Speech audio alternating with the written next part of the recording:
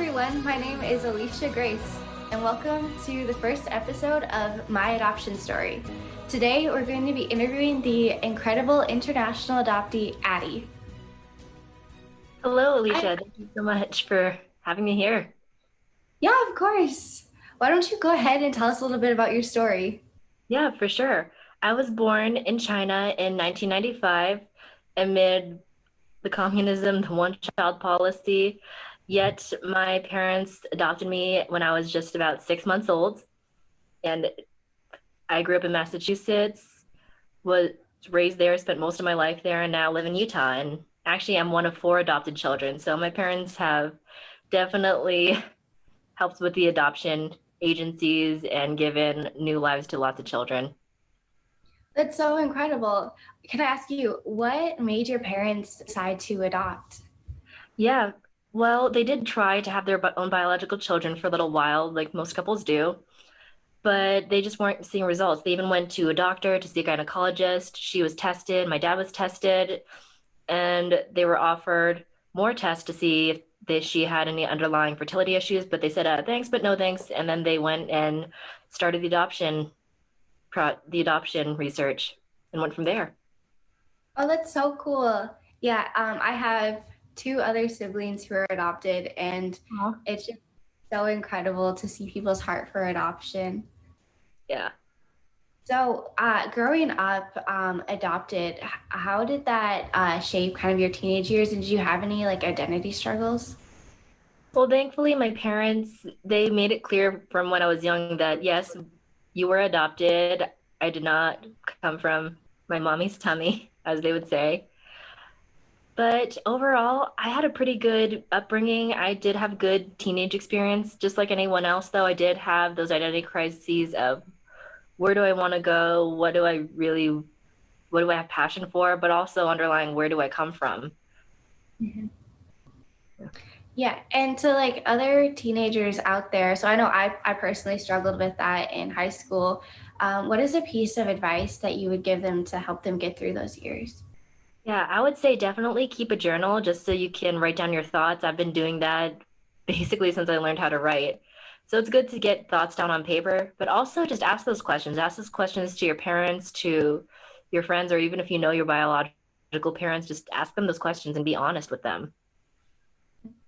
Yeah, and I know that you stress being verbal a lot, which I think is really amazing because I know for me personally and other adoptees that I've talked to, when those questions come up, there's like an added, almost like layer of like shame that can come up, like oh, I shouldn't be like asking questions about like my biological parents or like where I come from. But what at least what I found personally is with my parents, like they wanted to know those questions and they wanted to like work through. Um, and so I think just like stressing that it's good to be verbal and parents do want to know and help you work through that.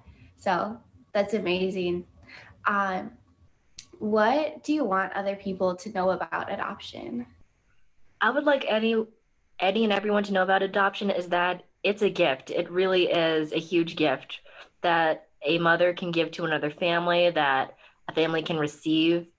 And it really is a huge act of true love. I remember in high school, this girl, she made an offhanded comment. I don't know if she was serious or she was just trying to be rude or she just said it without thinking.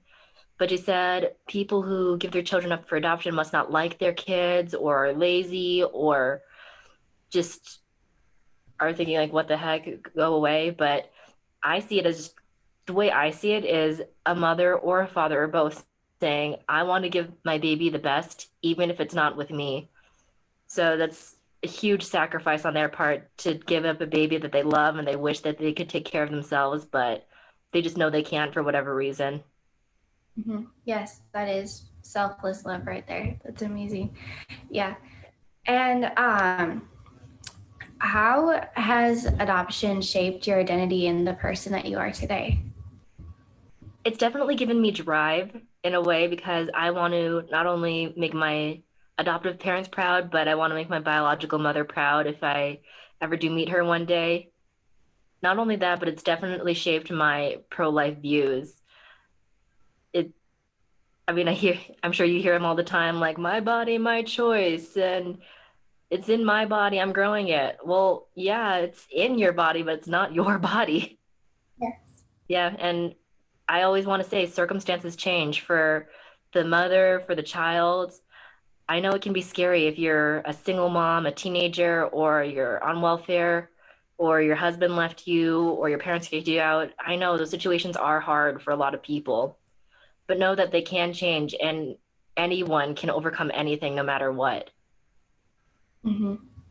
Yeah, and going on to that, I'm sure you've probably heard this before, but one common argument that I hear is that abortion must be necessary because, we don't want the kids going into the foster care system, or we don't want the kids being adopted and then, struggling with identity crisis. And then, I've actually heard someone say that all adoptees end up committing suicide in high school because they're just so miserable. So we need abortion. As someone who's adopted, who's happy, who has drive and passion and goals, how would you respond to that argument? I would say one, they do bring up some very good points. Yes, there a lot of adoptees they do struggle with identity crises, they have depression, or they're just dealing with whatever. And yes, the foster system is messy a lot of the times. It's not perfect. Definitely does need work. But what I would say to that is the solution is not to eliminate the sufferer, it's to eliminate the suffering. So maybe tightening up some of the restrictions or some of the regulations regarding foster care, making adoption more accessible. And just know that no matter adopted or not, people go through a lot of things. Everybody struggles with something. It's not just because you're adopted. Maybe it can be part of it, but that's not the whole story all the time. Mhm. Yeah, and I remember there being a time in my life when I would hear arguments like that, and then I would take that on like personally, and that hurt my self-esteem, hurt my self-image. I'm like, oh, but, like, maybe I'm not worth it. Like, maybe I'm just a burden. Maybe they're right. So to someone like that, what would you say to encourage them? Yeah, I would say first, don't believe those lies.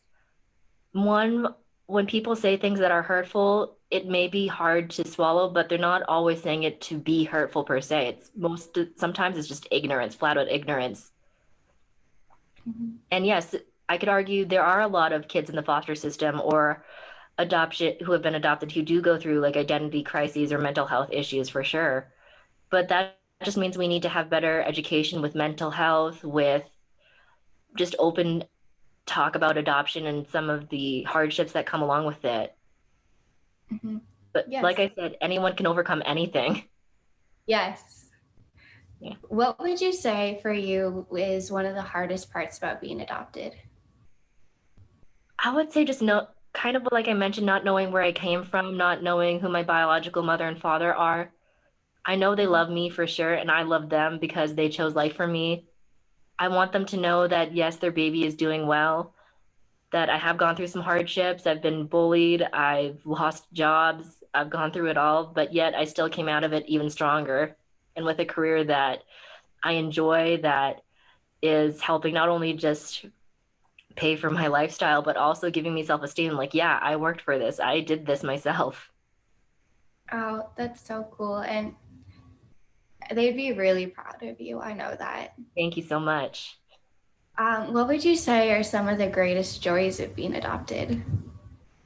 I would say some of the greatest joys is one that I have two sets of parents now. I have my biological parents who gave me life, but also my adopted parents who loved me, nurtured me, took care of me, and support me to this day. Yes, yeah, that would have to be like my greatest joy as well. Um, what do you think there's enough education out there on adoption? I would say it's definitely improved over the years, but just like anything else, it could use some more light shown on it.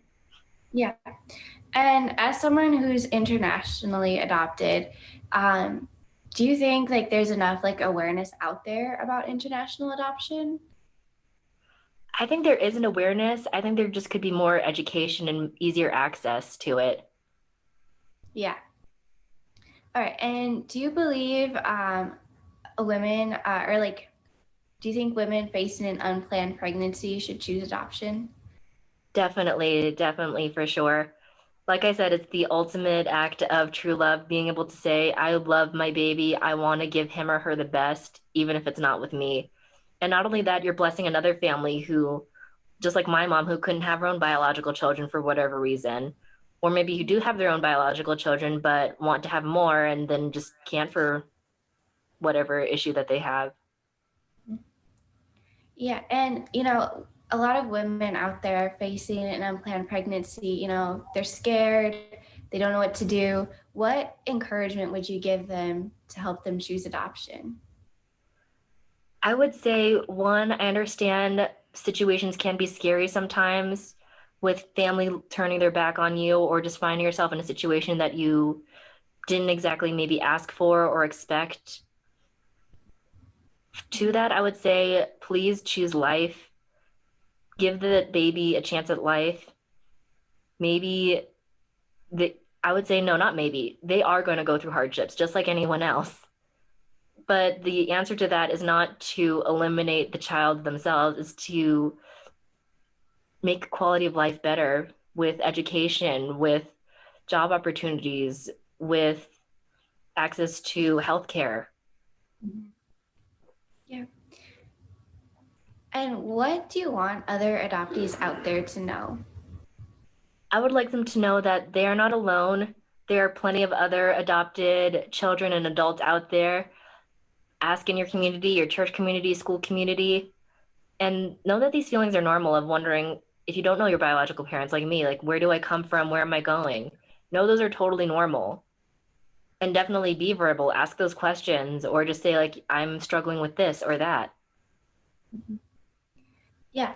And then, okay, more of a personal question. So you mentioned like being adopted has shaped your pro-life views.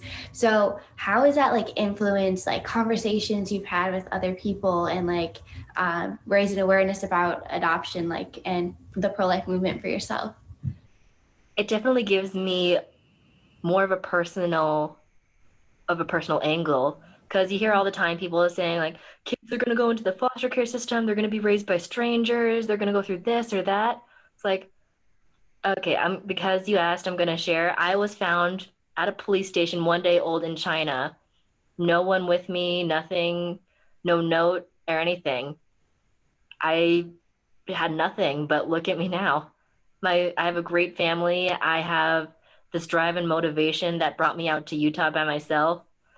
Just like I said, situations change and anyone can overcome anything. It just takes the right mindset, a good support system, and just not letting anything stop them or letting rude comments or ignorant comments get to them. Okay, wait. Can you delve into your story a little bit more? Like I said, in China, mid 90s, communist China, one child policy. Of course, traditionally they prefer boys for a family name and all that. It's, I would say it's, it was a hard time for my biological mother for sure. But the fact that she took a huge risk in giving me life, that just says she cares more about my life than her convenience.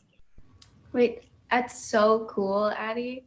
That is Yes. such an amazing story and such an amazing testimony. And I can definitely see that helping women who are facing an unplanned pregnancy, or crisis pregnancy, and like you shed so much light into that, like children, shouldn't have to, you know, die or like be aborted just because they won't have a good enough life or like they'll be stuck in the foster care system. Like you smashed that to pieces. Yes. So yeah. This little girl who is shy, who got bullied, left at a police station, can graduate with a Bachelor of Science in Mathematics, have a third degree black belt, and move out across the country with basically nothing, then what's stopping anyone else, adopted or not? Right. That is such an encouragement and such a cool testimony. Yes. Well, thank you so much for being here today, Addie. Thank you for having me. Of course. If you enjoyed this interview, make sure to tune in next week as we continue to amplify the voices of the adoption triad. Well then, I'll see you next time.